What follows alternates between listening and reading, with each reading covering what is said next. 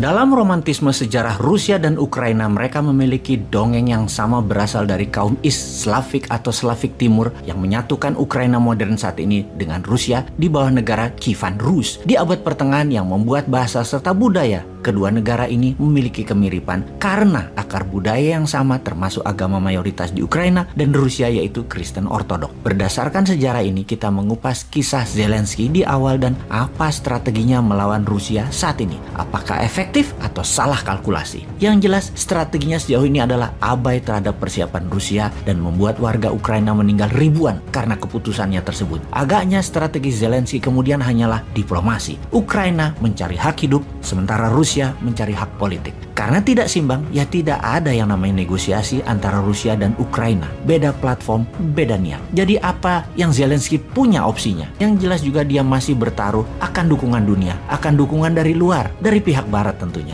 Banyak negara Zelensky berpidato di parlemennya. Dia muncul di layar lebar. Dia meminta agar disetujui no-fly zone atau wilayah negara Ukraina tidak boleh ada kapal terbang melintas. Di ujung pidato Zelensky, dia mendapat standing ovation, tepuk tangan meriah sambil berdiri. Namun yang kasihan adalah keinginannya untuk dibantu. Tidak ada yang membantu. Seperti misalnya ketika bicara di parlemen di Inggris 8 Maret 2022. Kemudian di parlemen Kanada 15 Maret 2022 yang dipuji oleh Perdana Menteri Kanada Trudeau sebagai our champion. Di parlemen Amerika 16 Maret 2022, di parlemen Jerman 17 Maret 2022. Permintaan utamanya no fly zone. Faktanya tidak dituruti dan para pemimpin seperti Joe Biden, Macron, Boris Johnson semuanya hanya menyoraki dari pinggiran lapangan. Tidak ada yang membantunya di tengah lapangan. Dunia tahu bahwa permintaan no fly zone tidak dipenuhi. Rusia juga tahu pastinya. Kok bisa ya tidak dipenuhi? Karena Zelensky tidak sadar juga bahwa pemimpin negara yang katanya akan melindunginya tidak memenuhi permintaannya. Sepertinya ada dua kemungkinan mengapa tidak dituruti.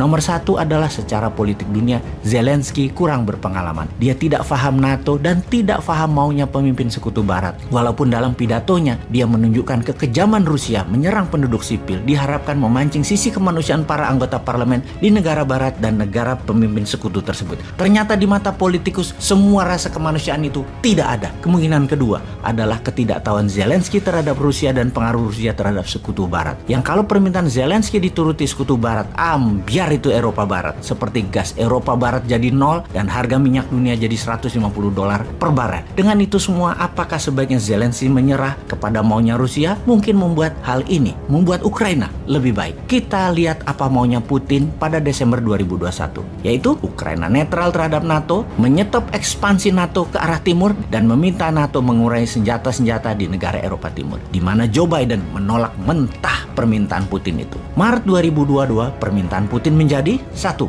Tetap Ukraina tidak NATO, kemudian pengakuan atas Donbas merdeka dan menerima Crimea sebagai wilayah Rusia. Dalam opsi ini, Zelensky sebaiknya menerima tawaran Putin, yaitu Ukraina netral dan tidak NATO, atau akan dibumi hanguskan Ukraina oleh Rusia. Keduanya sesungguhnya Zelensky kalah. Sesungguhnya ada alternatif ketiga yang bisa membuat Zelensky pahlawan di mata rakyatnya, yaitu menyalahkan NATO karena tidak membantunya. NATO itu bullshit, karena dalam opsi ketiga Zelensky sebenarnya tidak salah. NATO memang menjanjikan akan membantu Ukraina dan faktanya tidak.